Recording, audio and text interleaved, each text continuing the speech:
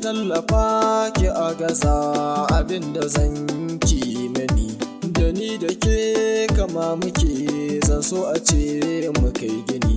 Kaunar ki ce cikin jiki cikin jini ta yi mani, na ji ana faɗa maki kaman ni kimantini. Tsuntsun kaunar ki ya gashi fuka-fukan sun mani, ba rabuwa ki sa hakan a ranki ni da kin mani.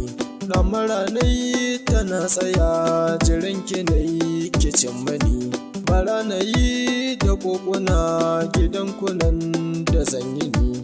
Maso wani da wahala amma akan ki ban gani, zan tafiyar shekara 1000 ba hutu ko kankani. Dabara ko fasirka da kafafu zan yi ni, zan jure duka dabdala sara suka ayi mani. Ni dai fatana akan ki ne a ce da kai kin mani, da shan ƙudarki fa ammani cuta ta so ta ja mini. Duk da hakan ki fa ban bari wahalhalin ki zanyi ni, takon farkon ki fa zan tuna maganganun da kin mani.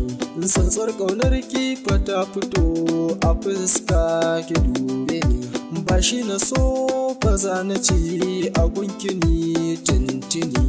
Amma saurara ki dube ni batun da zan yi a kan kini, ko da a ce ranar rasa rena a kan kini ki ta yi da ni.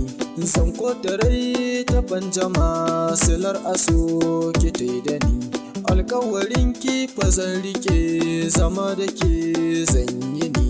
Korar kare fa ammani fushi da ke ban yi ni, zan lallaba ki fa sahiba kaunar ki ce ta sami ni. Ranar ki ce iyo haka rashi rabo na sani, zurfin ciki ban yi ba na bayyana maki tintini. Har ma faɗa min nikin yaba ranar kwani kaufa na tini. In shawartar zuciyar ki nai na lallaba ki mani, duk da an ce na bar zuwa a gunkini fa ba na ji.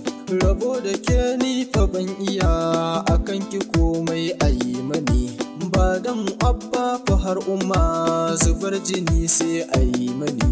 Rana kuna take mani inuwa zafi take mani, agaji zaki mani abinda zan ki mani.